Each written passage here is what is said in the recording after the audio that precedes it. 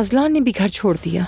ये कहाँ गए हैं इजलान साहब? मेरा ख्याल है अरूज को जल्दी तलाक कबूल कर लेनी चाहिए। मैं अपने शौहर से तलाक नहीं लूंगी। अगर दुआ को इस तरह अजलान के साथ रहना है तो रहती रहे। शाबाश बेटी, ऐसी औरतों के लिए खुला मैदान मत छोड़ो। ज़ैनब साहब आप जी यहाँ? अब्दुल्ला साहब, मजबूरी में मुझे आना पड़ा एलिफ को छोड़ने।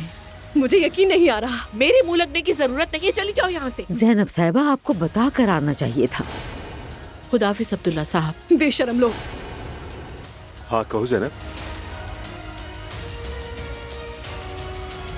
ये तो मुझे वही लड़की लग रही है,